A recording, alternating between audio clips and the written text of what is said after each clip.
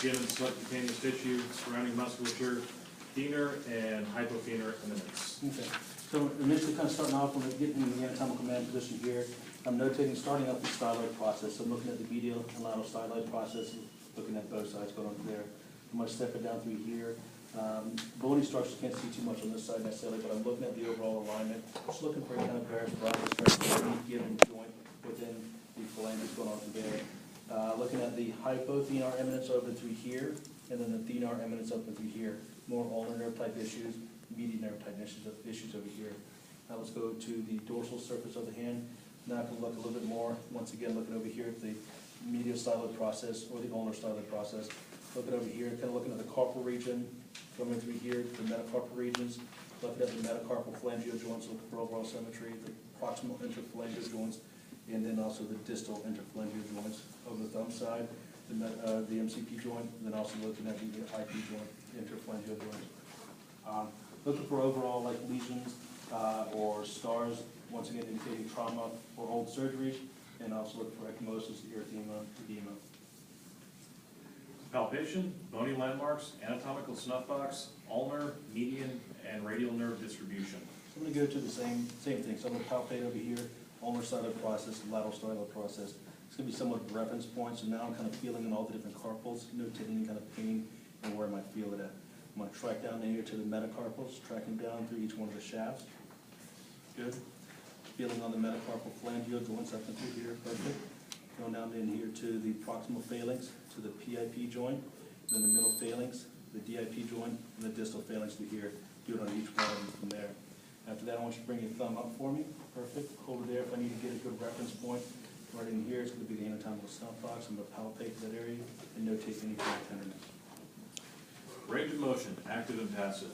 Wrist flexion, wrist extension, wrist radial deviation, wrist ulnar deviation. That's good for right now. Yep. So I'm going to bring it up, into flexion going off to there, good. And bring it up through here into extension, perfect. Go back to the anatomical manner, so bring it up and through here for ulnar deviation, bring it into radial deviation. After that, it's going to be the hand, or the fingers. True? Yes. So flexing over here, see if we can make it fit. So I'm going to take if one finger kind of sticks out more than the other one, that'd be an indication of something going on with the flexor tendon. Now open up into extension, going on perfect, just like that.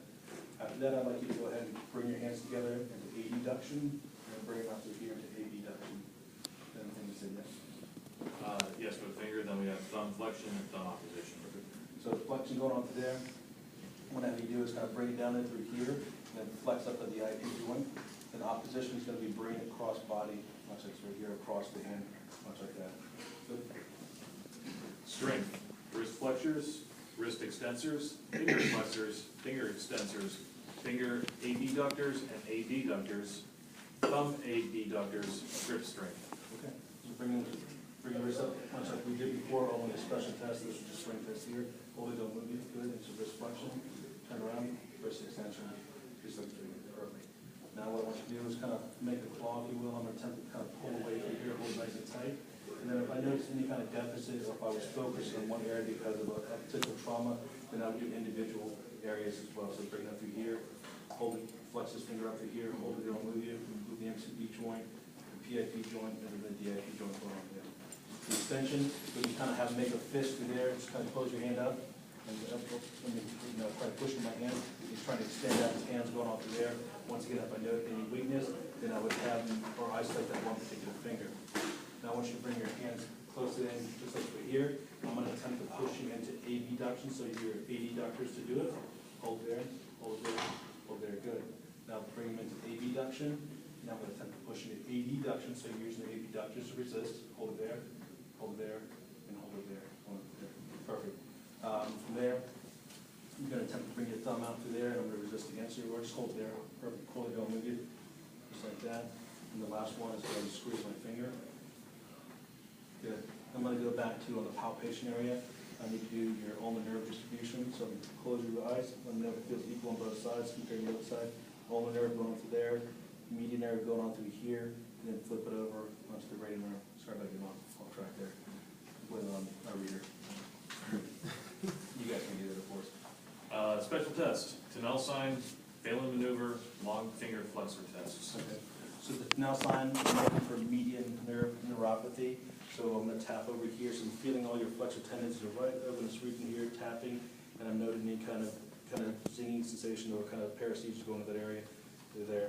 After that, we said, I'm sorry, the other one was the Failing maneuver. the test, so bring it up to here. Hold it there, don't leave, or just hold it up there for 60 seconds. I'm noticing any kind of numbness and tingling, and to make it positive, it's gonna be on the median nerve distribution as well. After that, we're gonna have you act as if you're sitting down on the table. Down on the table, next to the table. Hold out your hand just like you did here. And then have you flex up your finger at the PIP joint, just relax it. So bring it up to here, the PIP joint. Perfect, just like that. And you go relax it, now bring it to the DAP joint. So he's got good motion, so after that, I'm gonna test out the strength. So once again, flex it up. Just the PIP joint, perfect. Hold it there, don't move it. So I'm testing out the superficialis there, and then relax. Flex up there. Now I'm testing out the profundus, so the flexor digitorum profundus. One more? No, that's it. Okay, perfect. Good. Yes, sir. I've always been told on testing finger abduction strength that you don't ever do the fingers that are right next to each other. You always get a finger in between. Are you gonna hold something like that? Or reading being like it's uncontrolled, it's easier to get a false negative. Like, Okay. Not as strong when you squeeze those two together as it would be as trying to resist those. I've never- At distance. Let me read up on that. I've always just kind of taught you this way.